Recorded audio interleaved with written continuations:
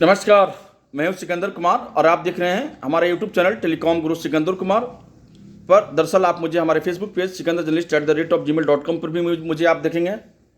चलिए, मैं आपको कुछ ऐसी चीज़ें बता रहा हूं जो निश्चित रूप से हमें अपने जीवन में उसे उतार लेनी चाहिए, जीवन में उसे लागू करनी चाहिए। देखो, मनुष्य को 5 ऋण चुकाने होते हैं।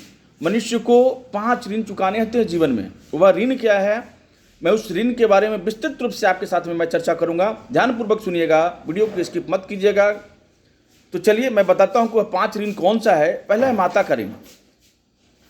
माता का ऋण जो होता है ना, और दूसरा जो है आपका, तो माता का ऋण जो होता है उसको माता के ऋण को चुकाने के लिए कन्यादान करना चाहिए। आप उसको कैसे चुका सकते हैं? वैसे तो आप जीवन में कभी आप माता का ऋण चुका ही नहीं सकते हैं, निश्चित रूप से मान के चलिए, लेकिन फिर भी शास्त्र ने कुछ उसका उपाय बताया है। उस उपाय को समझिएगा, ध्यानपूर्वक सुनिएगा। चलिए मैं पहले 5 ऋण के बारे में बात कर लेता हूँ कि वह 5 ऋण कौन सा है। उसके बाद में हम चर्चा करेंगे कि उसको कैसे हम लोग शास्त्रोक्त बुद्धि से हम उसको पूर्ण करेंगे। तो पहला है माता का ऋण, दूसरा है पिताजी का ऋण, पिता का ऋण होता है, पितृ ऋण होता है, तीसरा होता है गुरु ऋण होता है, यानी गुरु का ऋण होता है, चौथा जो होता है धरती का ऋण होता है, जिस धरती पे जन्म लिए उसका भी ऋण है, और पांचवा जो है धर्म का ऋण है। पांचवा जो है वह क्या है, धर्म का ऋण है। ठीक है, तो माता का ऋण चुकाने के लिए क्या करना चाहिए, धर्म क्या कहता है उसके अनुसार। तो ध्यानपूर्वक सुनिए कि माता के ऋण को चुकाने के लिए हमें कन्यादान करना चाहिए। कन्यादान करेंगे तो निश्चित रूप से माता का ऋण जो है चुकेगा। वैसे तो आप मान के चलिए कि जीवन में कभी भी नहीं चुका पाइएगा अपनी माँ का ऋण को, लेकिन फिर भी उसके लिए शास्त्र ने उपाय बताया है। उस उपाय को निश्चित रूप से उसको आप जीवन में लागू कीजिएगा, निश्चित रूप से आपको फायदा होगा। दूसरा है पिता का ऋण। पिता का ऋण भी हम जीवन में कभी नहीं चुका सकते, क्योंकि पिता, माता और पिता ईश्वर का प्राणदाता होता है मनुष्य का।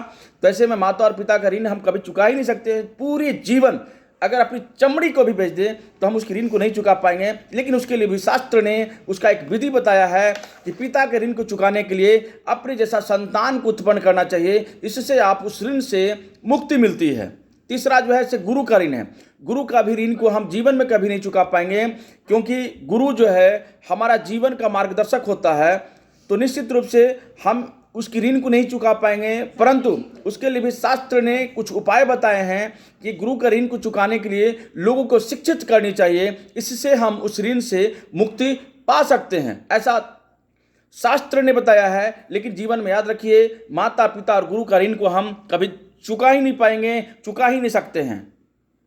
चलिए, उसके बाद में धरती का ऋण चुकाने के लिए कृषि करे या पेड़ लगाए। जिस धरती पे हम पैदा हुए हैं, हमारी जीवन बढ़ी है, हम आगे बढ़े हैं, हमारा जीवन में जो चीज़ें घटती है और बढ़ती है, उस चीज़ को चुकाने के लिए माँ धरती को सुबह उठ करके प्रणाम करना चाहिए। और उसके साथ साथ में हम लोगों को इस धरती पर कृषि करनी चाहिए, खेती बाड़ी करनी चाहिए, जिससे लोगों को जो है ना रोजगार मिल सके, लोगों तक खाद्यान्न की सुविधा उपलब्ध हो सके, मुहैया करा सके। इससे हम जो है इस ऋण से मुक्ति पा सकते हैं। और अंतिम जो है यह पितृ ऋण चुकाने के लिए श्राद्ध और तर्पण व्यक्ति को करना चाहिए। और धर्म का ऋण चुकाने के लिए धर्म की रक्षा व धर्म का प्रचार अवश्य करें। यानी कि ध्यानपूर्वक सुनिएगा, मन का झुकना बहुत जरूरी है, मन का झुकना बहुत जरूरी है। केवल सर झुकाने से भगवान नहीं मिलते। बहुत बहुत धन्यवाद मुझे इस वीडियो को देखने के लिए।